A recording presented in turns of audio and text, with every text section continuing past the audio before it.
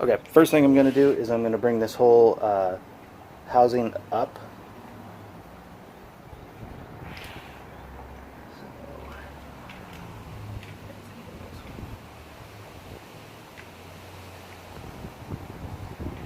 That loose.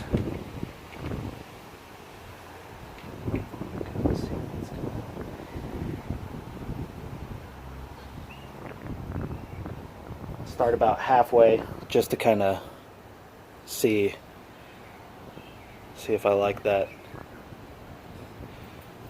It actually looks fairly good. Okay.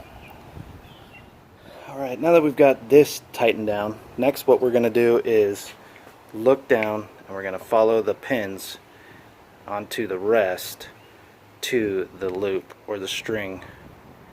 And we're going to, that's actually not that bad at all. So I might just leave it there for now, and then if I need to adjust this housing left to right, I will, but if not, I'm just going to leave it for right now. Next, what I'm going to do is basically just walk back. Yeah, so let's get to it. Alright, sorry for the wind.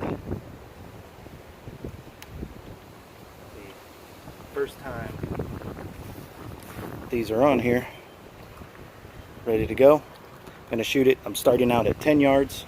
I am going to use the top pin. Where we got? Right there. I'm going to use the top pin at 10 yards and see where it's hitting. I'm going to shoot for the direct center of the target.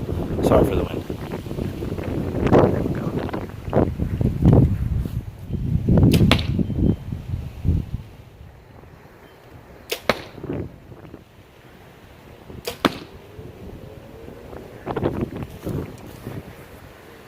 Alright, so that was actually fairly good. A little high and just a little to the left.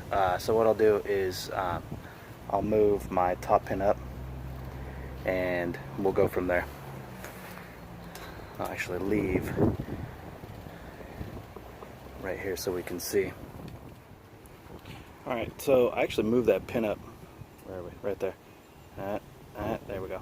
Move that pin up right there, a little higher, and just tighten it down just to kind of see if it's really on mark. So let's try 3 more. I'll pull out those and I'll shoot 3 more.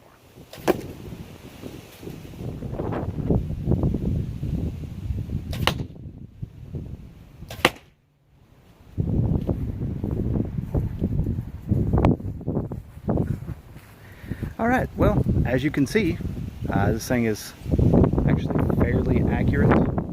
I might actually move that pin up a little more, and that first one, yeah, that's why the other 2 are right there, because I was aiming for that target.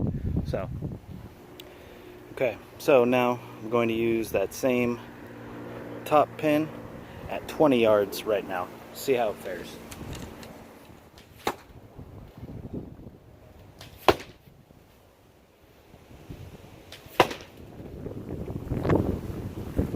Well, as you see, first shot went under there.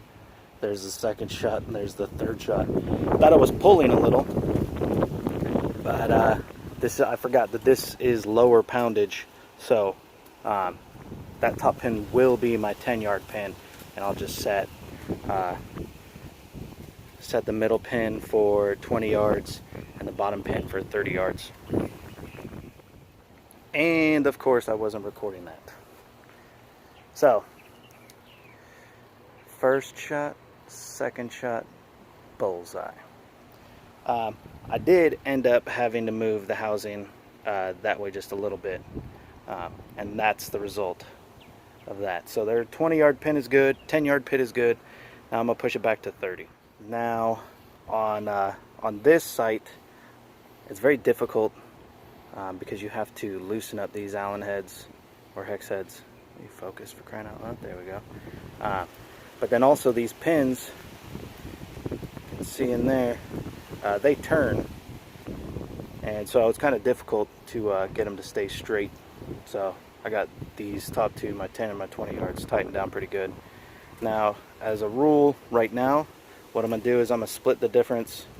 No focus, here we go. I'm gonna split the difference between this pin, which is gonna be my 30-yard pin, and my 20-yard pin now.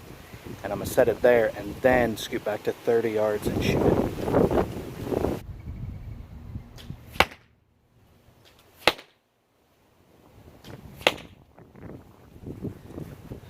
Alright, there you go. Aiming for that top one. So it's a little low.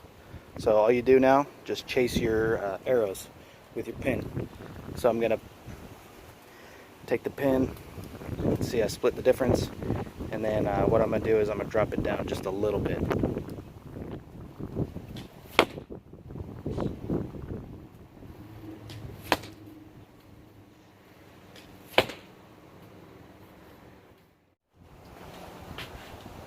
Okay, there you go. That's me sighting in the Apex Gear 3-pin sight with my top pin at 10, middle pin at 20, and bottom pin at 30. Nice thing is about these, if you do end up buying another one for cheap, you can take the pins out and add more to this and keep it a super cheap budget sight. But if I end up keeping this, I'll change the sight out because it's just too cheap, and there's other sights out there that are a lot easier to sight in, that are more user friendly. But they're sighted in with the new arrows and the new field points, and there you go, that's it.